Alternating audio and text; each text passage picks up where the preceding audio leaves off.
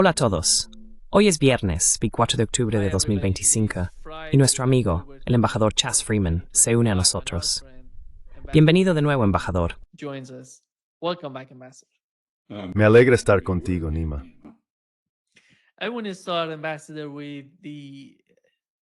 Quiero empezar, embajador, con las crecientes diferencias entre Washington e Israel.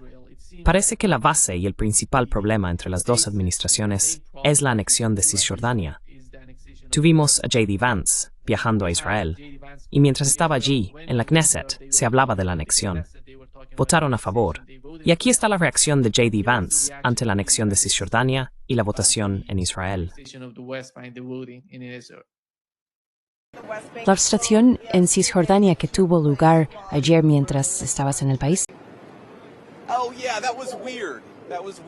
Oh, sí, fue raro. Fue raro. Me dejó un poco confundido. De hecho, le pregunté a alguien al respecto y me dijeron que era una votación simbólica. Una votación simbólica para reconocer o una votación simbólica para anexionar Cisjordania. Lo que me dijeron es que fue una maniobra política, que no tenía ninguna importancia práctica, que era puramente simbólica. Quiero decir, mira, si fue una maniobra política, fue una maniobra política muy estúpida y personalmente me siento algo ofendido por ello. Cisjordania no va a ser anexionada por Israel. La política de la administración Trump es que Cisjordania no será anexionada por Israel. Esa seguirá siendo nuestra política. Y si la gente quiere hacer votaciones simbólicas, pueden hacerlo. Pero desde luego no estábamos contentos con ello. Gracias. No parece que ese sea el caso en la mente de Netanyahu o de su gobierno. ¿Cuál es su opinión, embajador?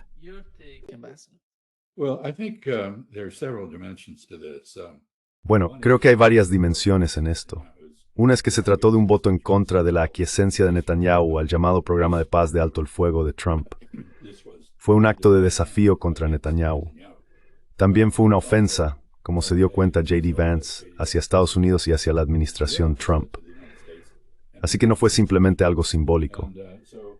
En la Knesset, tengo entendido que se necesitan 3 votaciones para aprobar una ley. Esta fue la primera. Y, curiosamente, uno de los miembros del partido Likud, el partido de Netanyahu, rompió la disciplina del partido que había votado en contra de la resolución, y él votó a favor. Y así se aprobó.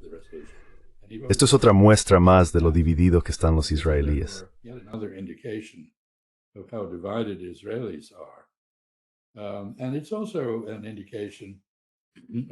Y también es una muestra de la poca atención que prestan a Estados Unidos o a la política estadounidense.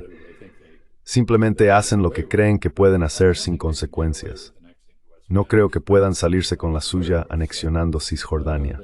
Pero por supuesto, ahora hay mucha violencia por parte de los colonos en Cisjordania. De facto está siendo anexionada, diga lo que diga la ley. Así que ahí está eso.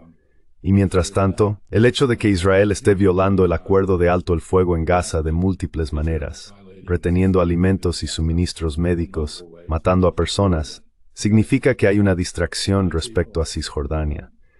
Así que la gente no está siguiendo la situación en Cisjordania tan de cerca como debería. Supongo que el punto final es que Netanyahu no quería un alto el fuego.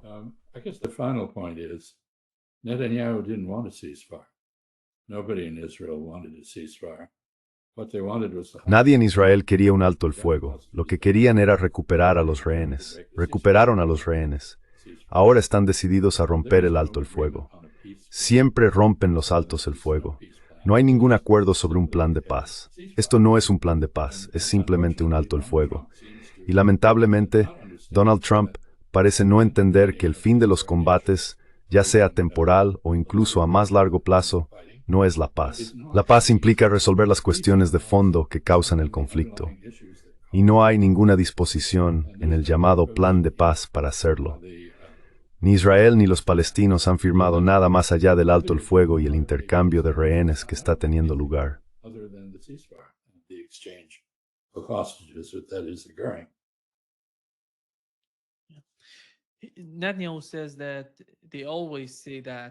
Netanyahu dice que siempre hablan así sobre la anexión, que no pueden anexar.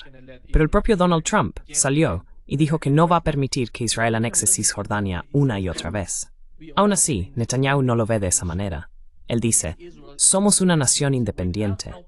¿Es realmente Israel una nación independiente? Sin toda esta ayuda militar, sin el dinero que Estados Unidos envía para sostener su economía, que está al borde del colapso si se observa lo que ha ocurrido en los últimos 2 años, ¿qué habría pasado con Israel hasta ahora si realmente fueran independientes?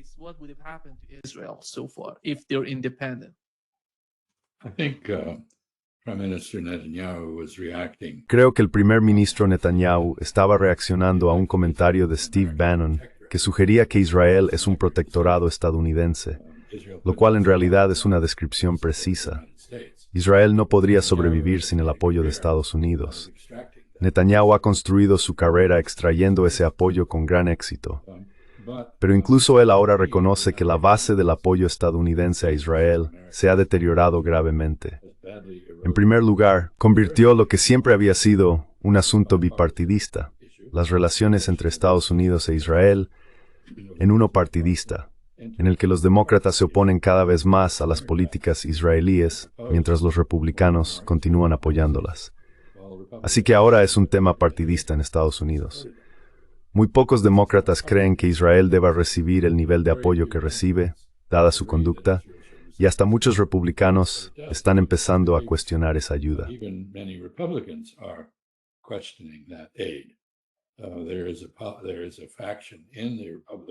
Hay una facción en el Partido Republicano que aboga por la moderación en la política exterior y quiere reducir los compromisos militares de Estados Unidos, y no les gusta lo que está ocurriendo con Israel. Hay otro grupo, patriotas que detestan la humillación de Estados Unidos que Netanyahu administra de forma rutinaria. Al fin y al cabo, ha intervenido directamente en la política estadounidense en múltiples ocasiones. Acude al Congreso por encima del presidente siempre que quiere y nunca paga ningún precio. Nunca sigue las directrices que recibe de Estados Unidos. Así que probablemente piense, basándose en el precedente histórico, que diga lo que diga Estados Unidos, puede sortearlo y seguir adelante con su anexión de Cisjordania. Y como he dicho, en términos prácticos, está siendo anexionada por los colonos mientras hablamos, haya o no haya ley en la Knesset.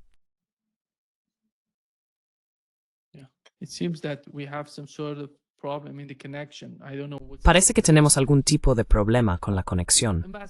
No sé a qué se debe, pero, embajador, cuando observa a Israel hoy, antes estaba hablando con el coronel Wilkerson y Larry Johnson. Ellos tenían opiniones distintas sobre lo que está ocurriendo con el gobierno de Netanyahu. ¿Cree usted que la situación actual, las diferencias entre Washington, Israel y Tel Aviv, están de algún modo generando más desesperación en Netanyahu y su gobierno, lo que podría conducir a una escalada en la región? Quizás estén intentando algún tipo de operación de bandera falsa, o tal vez un ataque contra Irán. En su opinión, ¿cuál es la salida? Según lo que sabemos del comportamiento de Netanyahu y lo que hemos visto hasta ahora, ¿cuál diría que es su estrategia?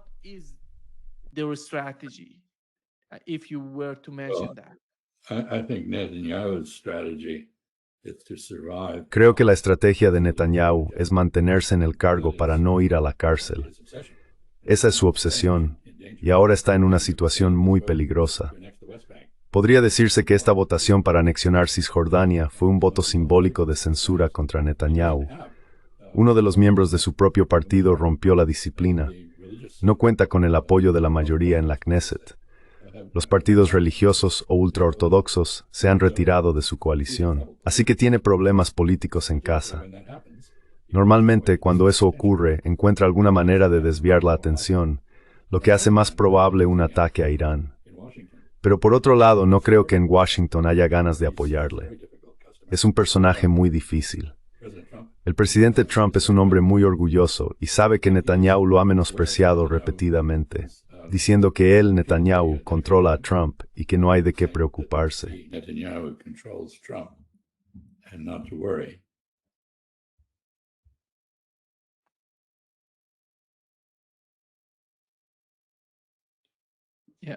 Sí, no sé cuál es el problema, pero he intentado cambiar el cable aquí para ver si la conexión interna. ¿Puedes oírme?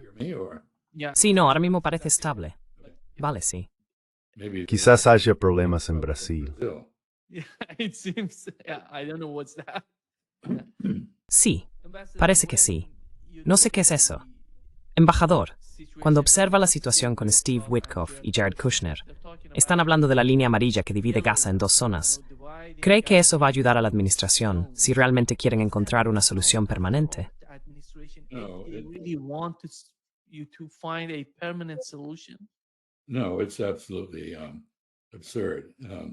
No, es absolutamente absurdo.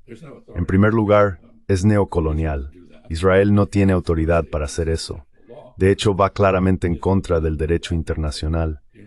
Israel no puede hacerlo legalmente. Estados Unidos tampoco puede hacerlo legalmente. Todo esto forma parte de la mentalidad de negocio inmobiliario que ha afectado a los palestinos en Gaza. Mientras tanto, por supuesto, como mencioné antes, Israel no está entregando la ayuda que se prometió. La Corte Internacional de Justicia dictaminó que Israel tiene la obligación de proporcionar ayuda a través de las Naciones Unidas, es decir, a través de la Agencia de Naciones Unidas para los Refugiados de Palestina en Oriente Próximo. Israel se niega a tratar con la UNRWA. Y Marco Rubio respaldó la posición israelí de que la UNRWA es un agente de Hamas, lo cual es absurdo. Es una agencia de la ONU.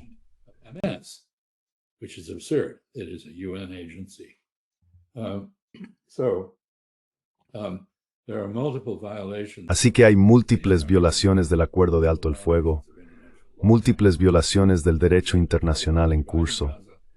Y hablar de dividir Gaza arbitrariamente a lo largo de una línea amarilla es sin duda una provocación más que una solución. Me gustaría señalar algo, y es que Israel corre un grave peligro de exportar su problema palestino. Si recuerdan, en la década de 1960, los palestinos en el exilio llevaron a cabo toda una serie de atentados terroristas, no solo contra israelíes, sino también contra personas que apoyaban a Israel, judíos y otros que eran figuras destacadas en el apoyo a Israel. Creo que si Israel lograra expulsar a Hamas de Gaza, cosa que no creo que consiga, porque no creo que se pueda obtener en la mesa de negociación lo que no se ha logrado en el campo de batalla.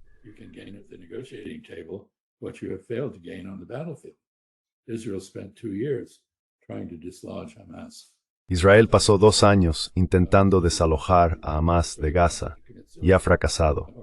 No va a convencer a Gaza de que se suicide. Así que Israel corre el peligro de que si expulsa a los palestinos, como una vez expulsó a la OLP, la Organización para la Liberación de Palestina, de Beirut, se encontrará con un problema externo, que los ataques contra israelíes ocurran fuera de Israel. Y creo que gran parte del mundo, ciertamente gran parte del mundo musulmán, aplaudiría eso, no se opondría. Así que Israel está creando un problema para los judíos del mundo, muchos de los cuales no quieren tener nada que ver con Israel, pero están siendo manchados con el mismo pincel de los crímenes israelíes. Así que realmente no hay nada bueno que decir sobre lo que está ocurriendo en este momento. Y Jared Kushner y Steve Witkoff son sionistas y forman parte del problema.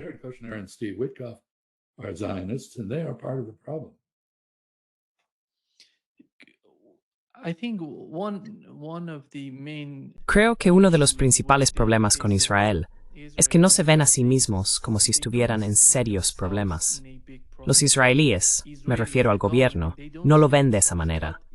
Pero es totalmente lo contrario cuando se trata de la gente en Washington.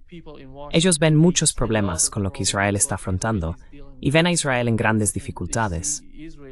Así no es como lo ven los israelíes. ¿Por qué ocurre eso?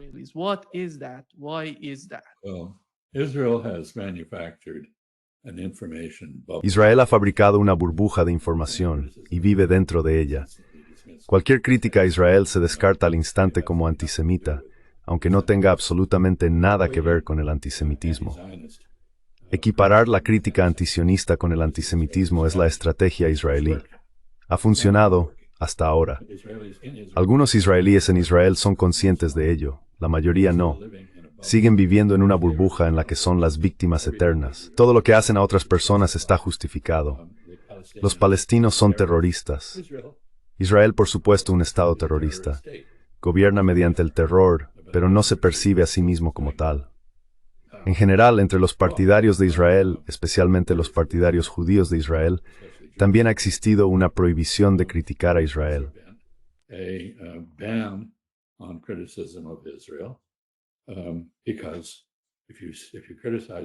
Porque si criticas a Israel, inmediatamente te condenan como antisemita. Pero nadie en Occidente quiere que lo llamen antisemita. El antisemitismo es un horror con el que ninguno de nosotros quiere estar asociado. Así que esto silencia a la gente y permite que los partidarios de Israel vivan en una burbuja donde nunca se les contradice. Dicen cosas ridículas, absolutamente absurdas. Lo vimos con Jared Kushner y Steve Witkoff en la entrevista de Leslie Stahl, cuando ella les preguntó si había genocidio en Gaza. Ambos respondieron, "Oh no, no hay genocidio". Pero todas las organizaciones de derechos humanos del mundo que han analizado esto han concluido que sí hay genocidio. La ONU ha concluido que hay genocidio. Los procedimientos judiciales en la Corte Internacional de Justicia y en la Corte Penal Internacional han concluido que se trata de un genocidio.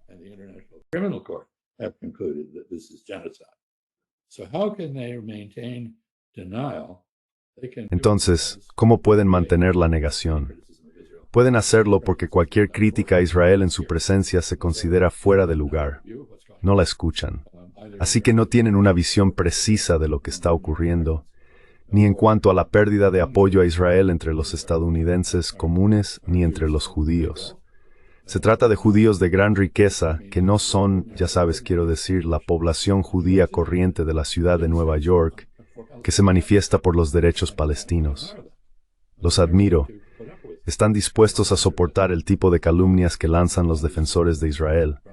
Y es su propia comunidad. Los admiro.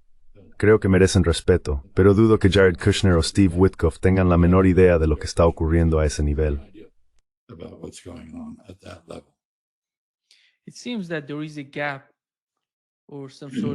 Parece que hay una brecha o algún tipo de división entre los judíos en Estados Unidos. Ya sabes, hay una facción de judíos adinerados que tienen más poder, la mayoría son sionistas. Y luego está la mayoría de los judíos en Estados Unidos, que realmente no tienen ese tipo de voz para hacerse oír. Pero al final, lo que vemos es que esos sionistas poderosos en Estados Unidos son los que apoyan a Israel. ¿Crees que, en la mente de estas personas ricas y poderosas del sistema estadounidense, que en su mayoría son sionistas, realmente piensan que están ayudando a Israel con esa actitud?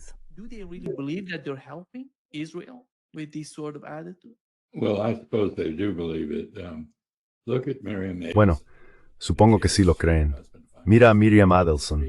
Ella y su marido financiaron un periódico gratuito, Israel Today, para elogiar a Netanyahu y promover su carrera. Netanyahu no ha sido bueno para Israel, y la mayoría de los israelíes estarían de acuerdo con eso. Creo que los judíos estadounidenses coincidirían firmemente en que ha sido muy perjudicial para Israel. Pero se ha mantenido en el poder precisamente gracias a los oligarcas judíos adinerados que mencionaste. Hay otro problema aquí. Mucho antes de que nuestra prensa en Estados Unidos se consolidara y se convirtiera esencialmente en escribas de la narrativa gubernamental, ya existía la autocensura en torno al tema de Israel.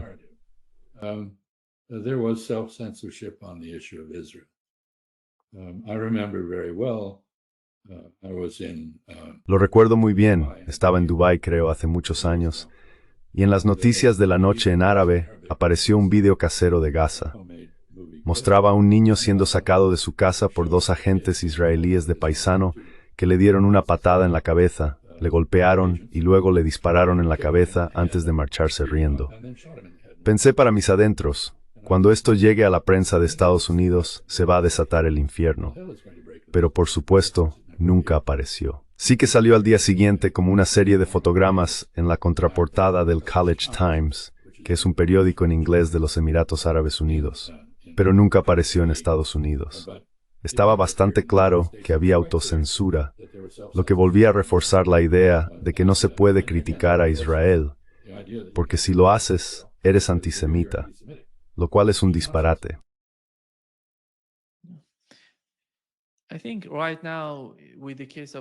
Creo que ahora mismo, en el caso de Hamás, embajador, están pensando en cuál sería el camino a seguir para ellos. Incluso hablaban de convertir de alguna manera a Hamás en una especie de ejército nacional para los palestinos, para los gazatíes. ¿Cree que esa sería una solución que podría de algún modo resonar con la administración Trump, con la gente?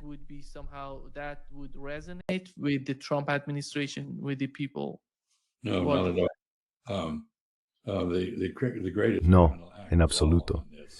El mayor acto criminal en la forma en que Estados Unidos ha manejado este asunto es la total ausencia de cualquier consulta con los palestinos, no solo con Hamás. Por supuesto, la administración Trump sí se reunió con Hamás sobre el tema de los rehenes y los encontró bastante razonables, pero ni siquiera consultaron con la autoridad palestina, encabezada por Mahmoud Abbas, que es una filial totalmente controlada por Israel y Estados Unidos.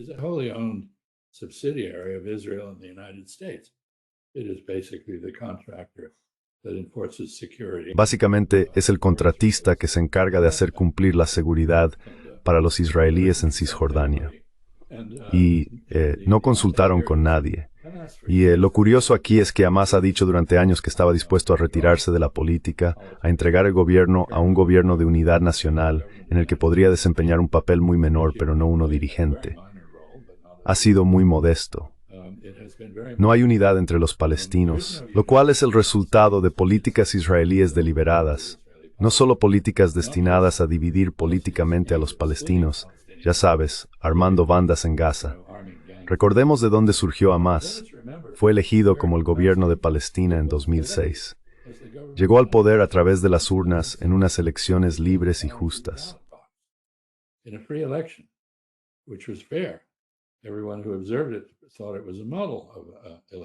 Todos los que lo observaron pensaron que fue una elección ejemplar. Estados Unidos e Israel iniciaron de inmediato un esfuerzo para derrocarla. Ese esfuerzo tuvo éxito en Cisjordania y fracasó en Gaza. Desde entonces, Israel ha aprovechado la división entre esas dos facciones palestinas. Lo que estamos viendo ahora es un proceso que en realidad fue iniciado por los chinos en Pekín para unir a las facciones palestinas y formar un gobierno nacional. Ese proceso se ha reanudado ahora en el Cairo. Curiosamente, la autoridad palestina no se está reuniendo con los demás palestinos, sino con funcionarios de inteligencia y seguridad egipcios. Así que Palestina necesita un gobierno nacional, y eso es algo que solo los palestinos pueden organizar.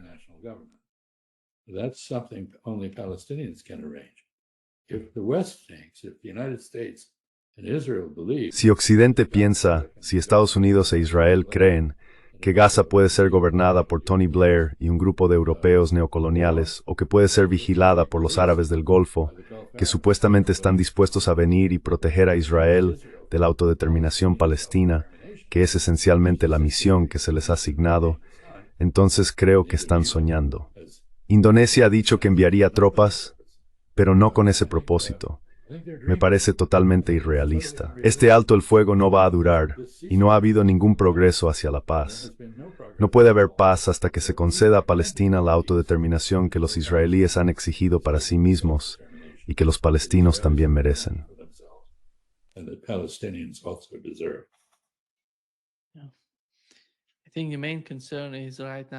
Creo que la principal preocupación ahora mismo es cuando observamos la situación en Ucrania y las conversaciones que Donald Trump mantuvo con Vladimir Putin en Alaska. No hay esperanza de un acuerdo entre los palestinos e Israel, y no sé cuánto tiempo pasará antes de que todo se desmorone ante nuestros ojos.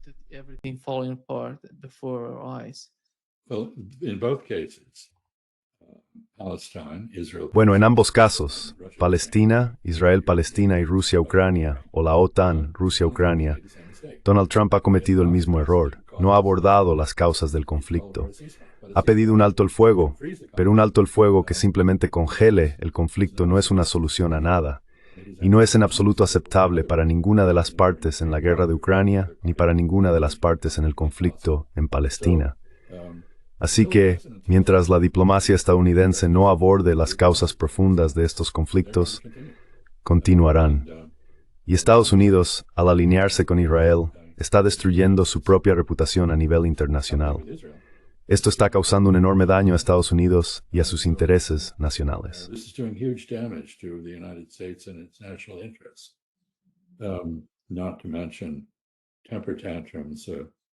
Por no mencionar las rabietas del presidente Trump, suspender o poner fin a las negociaciones comerciales con Canadá, nuestro segundo socio comercial más importante después de México. Y Canadá básicamente ha decidido dar por perdida a Estados Unidos. Toda su orientación está cambiando. El puerto de Montreal se está modernizando a gran coste porque Canadá espera reorientarse hacia Europa y también se reorientará hacia Asia. Predigo que en algún momento, Canadá redescubrirá los méritos de cooperar con los chinos. Así que lo que estamos haciendo es crear enemigos donde no los había y unirnos a Israel en la reputación de ser un país sin ley, caprichoso, arbitrario e inhumano. Todo esto es profundamente deplorable.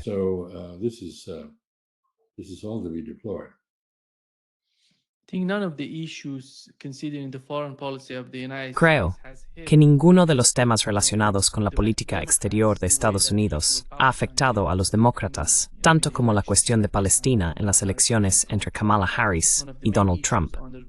Uno de los principales asuntos para el Partido Demócrata fue el caso de Palestina y Gaza. Parece que lo mismo está ocurriendo dentro del Partido Republicano. Al fin y al cabo, cuando observas a los demócratas, se habla del ala más a la izquierda o del ala progresista del partido.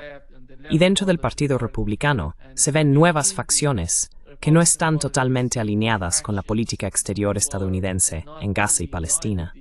Estas personas están cuestionando lo que está ocurriendo. ¿Por qué Israel tiene tanta influencia sobre nosotros? ¿De qué se trata eso? Están planteando esas preguntas. ¿Crees que con el paso del tiempo, esta brecha, esta especie de desconexión entre las élites y la gente, se ampliará de algún modo?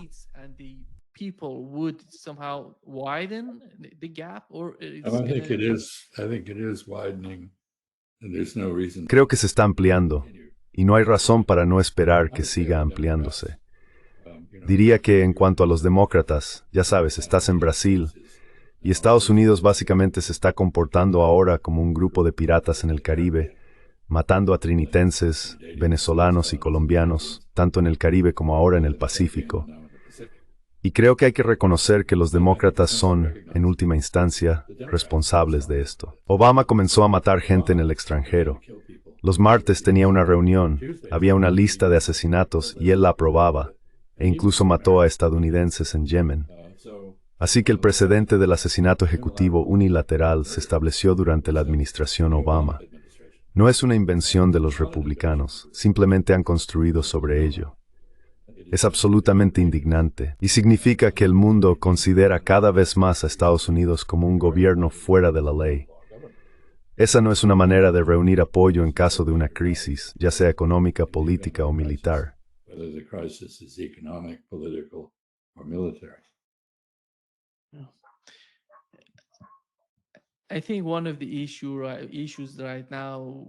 Creo que uno de los problemas actuales con Ucrania es la actitud del gobierno de Estados Unidos. Dijeron que iban a celebrar una reunión entre Donald Trump y alguien. Luego se redujo a una reunión entre Lavrov y Rubio. Después dijeron que sería solo una llamada telefónica. Y parece que todo está desapareciendo de la escena.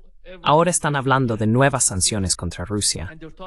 El presidente ruso salió y dijo, van a imponernos estas sanciones, pero eso no va a influir lo suficiente en Rusia como para cambiar su comportamiento o forzarla a hacer algo que no quiere. Y esto fue lo que dijo Donald Trump sobre las sanciones, embajador.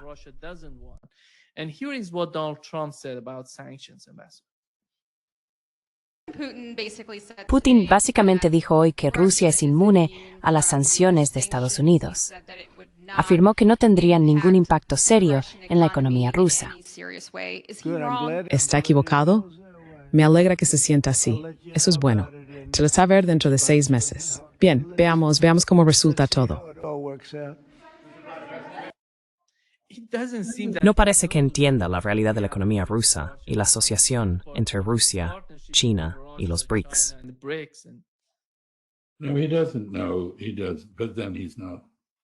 No, no lo sabe. Pero no es el único. La prensa estadounidense y la británica han informado incorrectamente sobre la situación de la economía rusa, y por eso se oyen comentarios absurdos al respecto. Rusia es ahora la mayor economía de Europa. Ha superado a Alemania en tamaño en términos de paridad de poder adquisitivo, que es la única forma de comparar economías entre países. Está produciendo todo el equipo militar que necesita. Sigue, ya sabes, fabricando una gran cantidad de tanques. Acabo de ver una historia absurda que decía que los rusos no podían producir tanques. Bueno, nosotros no podemos producir tanques, pero los rusos sí los están produciendo. Así que hay muchas tonterías circulando por ahí.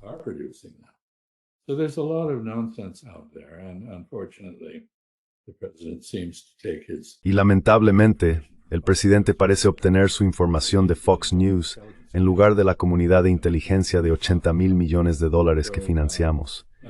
Así que ahora diría que en lo que respecta a las sanciones petroleras a Rusia, la Federación Rusa, sin duda tendrán un efecto.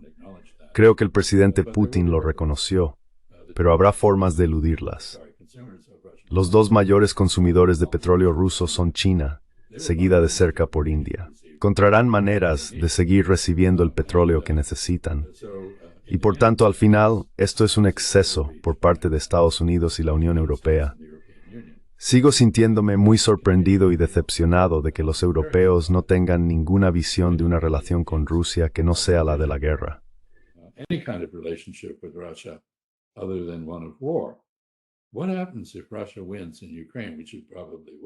¿Qué pasa si Rusia gana en Ucrania? Lo cual probablemente hará. Es decir, si logra tomar todo el Donbass y también Odessa, dejando a Ucrania sin acceso al Mar Negro. ¿Qué van a hacer los europeos al respecto? ¿Habrá una Ucrania reducida? Sí, los rusos no quieren esa parte de Ucrania. ¿Pero qué van a hacer? ¿Qué van a hacer mientras tanto? No tienen ningún plan, ninguna propuesta de paz, nada. Solo más presión. Y hemos visto una y otra vez lo que producen las políticas de máxima presión. Esa política aplicada a Corea del Norte dio como resultado que Corea del Norte construyera un misil balístico intercontinental con una ojiva nuclear apuntando a Nueva York, Chicago y Los Ángeles. Y espero que no a Exeter, Nuevo Hampshire, donde estoy.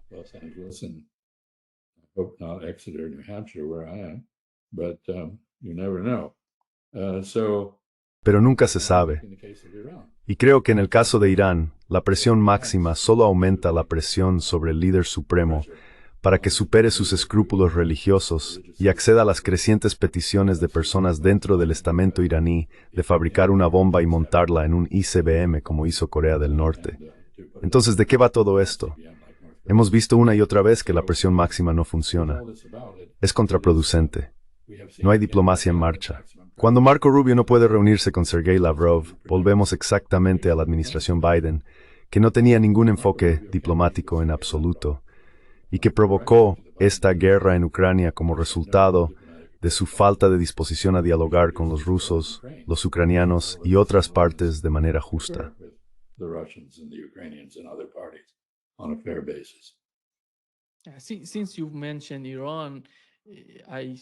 Ya que mencionaste Irán, se me olvidó hacerte una pregunta al respecto. El director de la OEA, Rafael Grossi, advirtió que el fracaso de la diplomacia con Irán podría llevar una vez más al uso de la fuerza contra el país.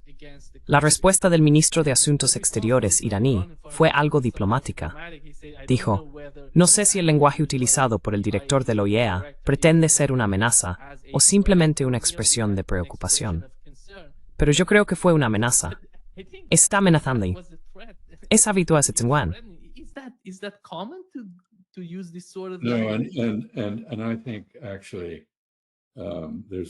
No, y creo que en realidad hay muchas pruebas de que la OEA, que es un organismo independiente de las Naciones Unidas, fue efectivamente capturado por los servicios de inteligencia estadounidense e israelí, y ha estado sirviendo a los intereses de la política estadounidense e israelí. Por ejemplo, muchos de los intentos de asesinato llevados a cabo al inicio del ataque más reciente contra Irán parecen haberse basado en información filtrada desde la OEA. Así que el señor Grossi está confirmando, en efecto, que es parcial, que no es neutral, que no está abordando las cuestiones de manera justa, sino que está promoviendo una agenda anti-iraní. Por tanto, sospecho que el ministro de Asuntos Exteriores Araghchi no tiene ningún interés en reunirse de nuevo con el señor Grossi. Ya veremos.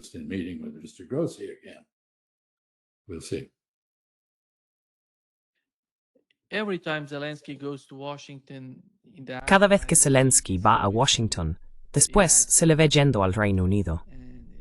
Parece que va allí para averiguar cuál será el siguiente paso por su parte, antes de decidir cómo manejar la situación en Ucrania. Esto es lo que dijo el embajador de Starmer sobre el envío de misiles de largo alcance a Ucrania.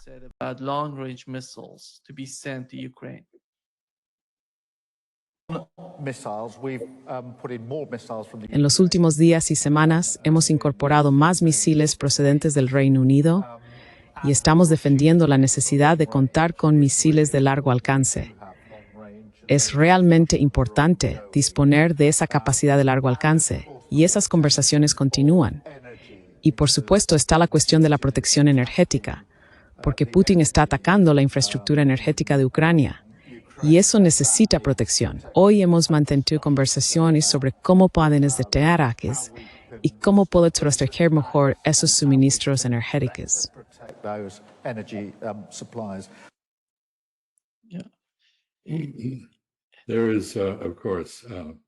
Por supuesto, Ucrania está atacando la energía rusa y Rusia está atacando la energía ucraniana.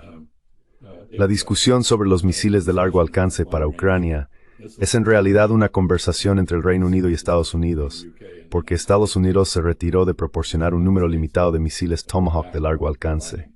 Los británicos se están acercando cada vez más a convertirse en un beligerante abierto en Ucrania y a arriesgarse a un ataque ruso contra ellos.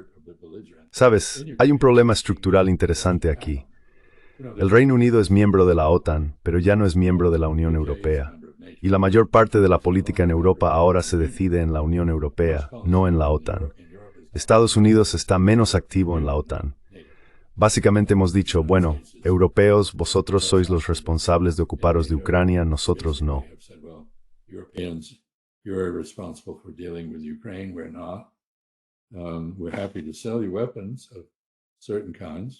Estamos encantados de venderte armas de ciertos tipos, aunque no todas, para Ucrania. Así que todo esto es muy confuso, y es muy interesante que la rusofobia, que ha sido una característica de la política británica durante más de un siglo, continúe.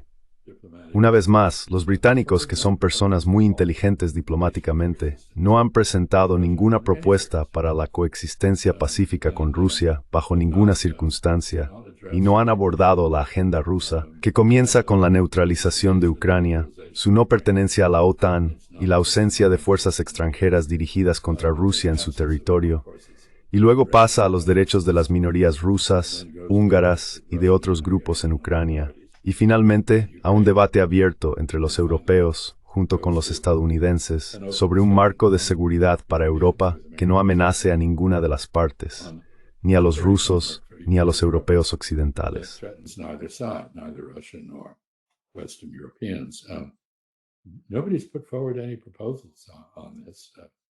Nadie ha presentado ninguna propuesta sobre esto, excepto los rusos.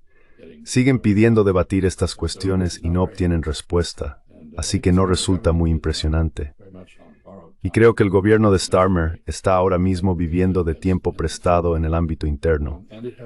Tiene un apoyo mínimo, y a ojos de mucha gente en el Reino Unido, se ha desacreditado por su gestión de los aficionados israelíes del Maccabi. Cuando el gobierno local en el Reino Unido, por motivos de seguridad, prohibió la entrada de los aficionados del Maccabi, Starmer se puso del lado de Israel en contra de la seguridad de su propio pueblo. Básicamente, está defendiendo que los israelíes deberían tener derecho a venir, destrozar cosas, provocar disturbios y corear muerte a los árabes y otras consignas genocidas en el Reino Unido con total impunidad. Así que el Reino Unido sigue implicado a Israel de las consecuencias de sus propios actos.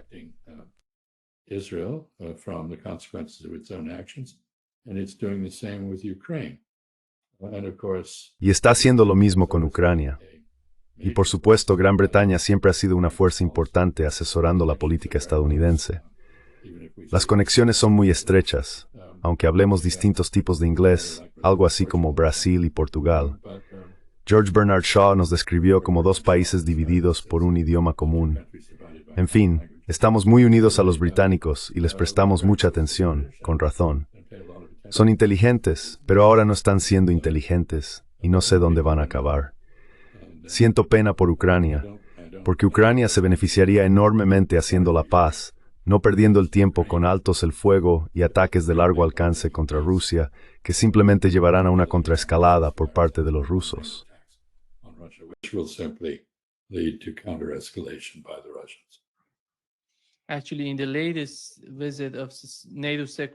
En realidad, durante la última visita del secretario general de la OTAN, estuvo con Donald Trump en la Casa Blanca.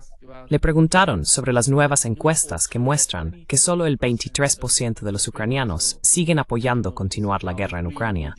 Él dijo, si ese es el caso, ¿por qué estáis presionando para más guerra con Rusia? Los ucranianos ya no quieren ir a la guerra.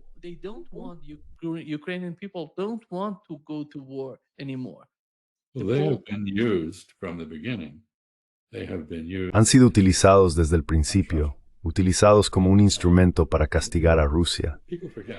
Y ya sabes, la gente olvida que antes del golpe de Estado de 2014, los ucranianos estaban abrumadoramente en contra de unirse a la OTAN. Hizo falta mucho dinero y esfuerzo por parte de instituciones estadounidenses y británicas para cambiar eso e instalar un gobierno con apoyo popular para unirse a la OTAN. Ese apoyo popular a la adhesión a la OTAN es la causa de la guerra, y no sorprende que ahora esté desapareciendo. Así que tenemos una división. Siempre ha existido una división en Ucrania entre el elemento ultranacionalista y los ucranianos comunes, y ahora es bastante marcada. Aproximadamente un 23% de los ucranianos quiere seguir luchando, la mayoría en el oeste de Ucrania bastante lejos del frente, y son muy apasionados en su actitud antirrusa. Otros menos. Quiero decir, supongo que incluso los ucranianos de habla rusa se han vuelto en contra de Rusia por guerra, pero no se han convertido en seguidores del elemento nazi del oeste de Ucrania.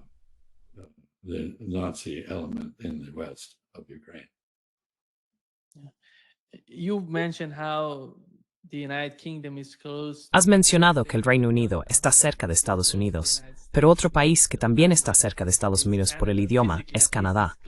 Físicamente, por supuesto, está aún más cerca.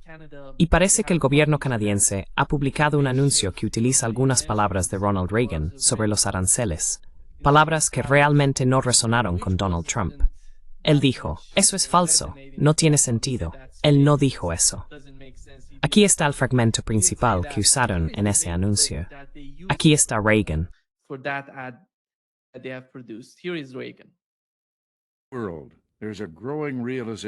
Cada vez hay una mayor conciencia en todo el mundo de que el camino hacia la prosperidad de todas las naciones pasa por rechazar la legislación proteccionista y promover una competencia justa y libre. Ahora bien, existen razones históricas de peso para ello. Para quienes vivimos la Gran Depresión, el recuerdo del sufrimiento que causó es profundo y desgarrador. Y hoy, muchos analistas económicos e historiadores sostienen que la legislación de altos aranceles aprobada en aquel periodo, conocida como la Ley Arancelaria Smoot-Hawley, agravó enormemente la depresión e impidió la recuperación económica. Verás, al principio, cuando alguien dice, impongamos aranceles a las importaciones extranjeras, parece que está haciendo algo patriótico al proteger los productos y empleos estadounidenses. Y a veces, durante un breve tiempo, funciona, pero solo por un corto periodo. Lo que acaba ocurriendo es que las industrias nacionales empiezan a depender de la protección del gobierno en forma de altos aranceles. Se detienen. Sí. Ese enunciado en este clip hizo que Estados Unidos pusiera fin, ya sabes, a las negociaciones comerciales entre. Pero creo si de tippertit sabí de dogma de no hasta de manera que esto, sino el gobierno de Ontario.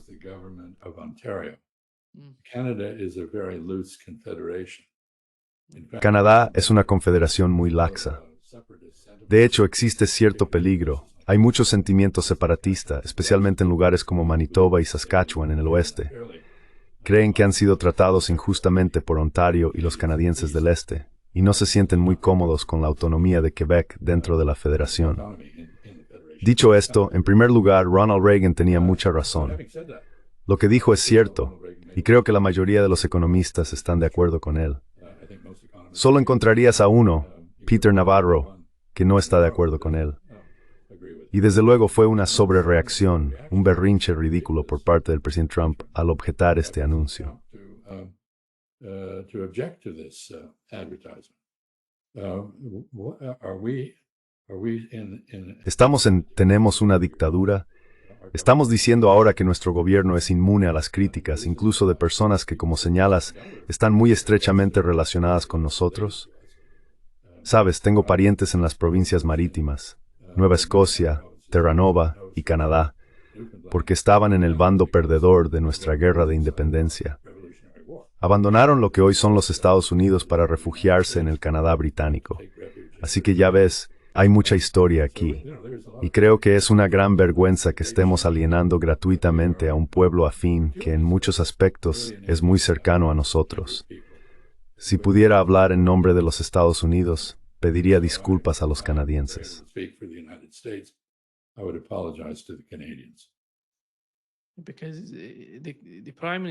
Porque el primer ministro de Canadá dijo que están encontrando nuevos socios y mejorando las relaciones con esos nuevos socios, lo que significa China. Podrían producirse acuerdos enormes entre Canadá y China. No sé si Donald Trump considera eso un problema para él y para la economía de Estados Unidos.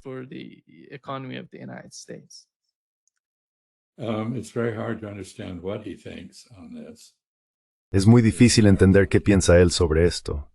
Quiero decir, los aranceles a Canadá han sido absurdos desde el principio. Teníamos una industria automovilística muy bien integrada, por ejemplo, y ahora está básicamente en proceso de ser destruida. Los canadienses se han visto impulsados a buscar un acuerdo de cooperación bilateral con México, que es el mayor socio comercial de Estados Unidos. Como dije, ahora están centrados en construir lazos con el este, con Europa, Oriente Medio y África, y seguirán fortaleciendo sus vínculos con América Latina, pasando por alto a Estados Unidos.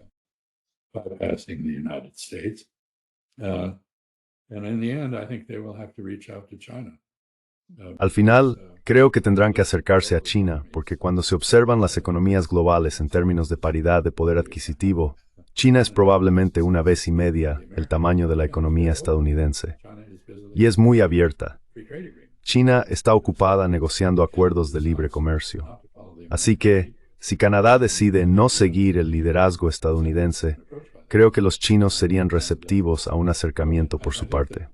Lo que está haciendo la administración Trump, en mi opinión, es aislar a Estados Unidos, crear enemigos, no amigos, destruir amistades sin obtener nada a cambio, y hacerlo de una manera particularmente infantil.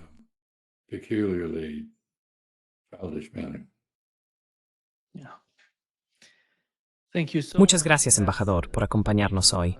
Un gran placer, como siempre. Bueno, espero que el mundo mejore para que tengamos cosas mejores de las que hablar. Gracias, gracias.